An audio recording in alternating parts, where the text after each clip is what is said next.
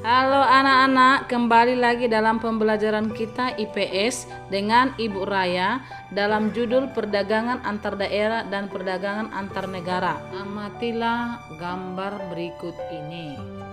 Dari gambar tersebut maka inilah yang disebut orang-orang yang sedang melakukan kegiatan jual beli di pasar atau yang disebut dengan perdagangan.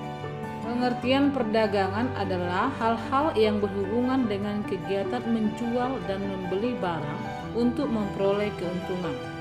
Zaman dahulu proses tukar-menukar dilakukan secara barter. Kini perdaganganlah sangat kompleks sehingga sistem barter ditinggalkan digantikan dengan uang. Jenis-jenis perdagangan berdasarkan jumlah barang yang diperdagangkan. Perdagangan dibagi atas A. Pedagang kecil, yaitu kegiatan perdagangan yang dilakukan oleh para pedagang kecil dengan model kecil dan jumlah barang yang sedikit. Biasanya disebut dengan perdagangan antar daerah. Perdagangan kecil atau menengah yaitu kegiatan jual beli barang dan jumlah yang tidak begitu banyak atau perdagangan perantara. Perdagangan besar yaitu kegiatan jual beli barang dalam jumlah besar yang dilakukan perusahaan untuk memenuhi kebutuhan dalam dan luar negeri. Inilah yang disebut dengan perdagangan internasional.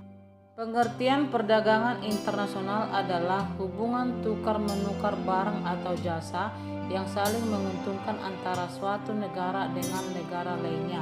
Menurut jangkauannya, perdagangan dibagi atas. Perdagangan dalam negeri adalah kegiatan perdagangan yang berlangsung pada satu negara, baik perdagangan antar daerah atau perdagangan antar pulau. Perdagangan luar negeri atau perdagangan antar negara adalah kegiatan perdagangan yang dilakukan oleh satu atau sekelompok negara dengan satu atau sekelompok negara lainnya. Faktor penyebab terjadinya perdagangan internasional adalah satu, perbedaan sumber daya yang dimiliki oleh setiap negara. Yang kedua, perbedaan kualitas penduduk yang dilihat dari segi pendidikan, ekonomi, sosial, dan budaya.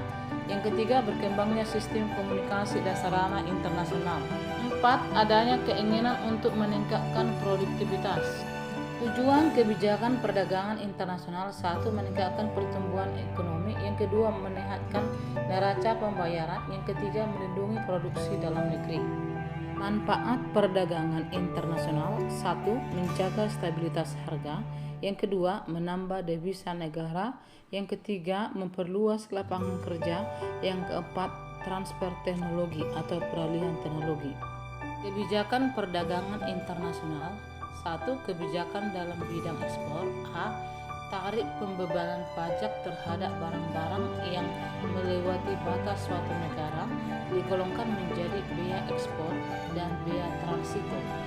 Subsidi adalah alokasi anggaran yang disalurkan melalui perusahaan atau lembaga yang memproduksi, menjual barang jasa yang memenuhi hajat hidup orang banyak sehingga harga jualnya dapat dijangkau masyarakat.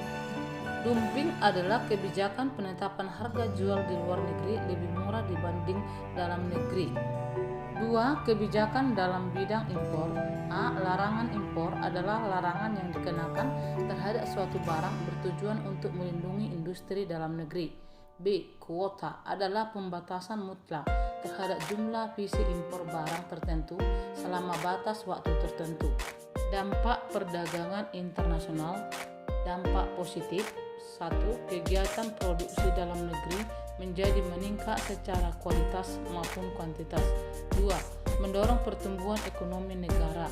3. Menambahkan devisa negara melalui bea masuk dan bea keluar. 4. Mendorong kemajuan ilmu pengetahuan dan teknologi dalam negeri.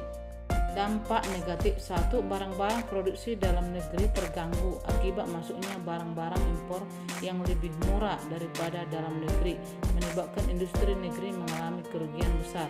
2. Munculnya ketergantungan dengan negara maju. 3. Terjadinya persaingan yang tidak sehat karena pengusaha perdagangan bebas. Oke, sampai di sini dulu pembelajaran hari ini. Lain kali kita teruskan. Jangan lupa di subscribe ya nak. Terima kasih.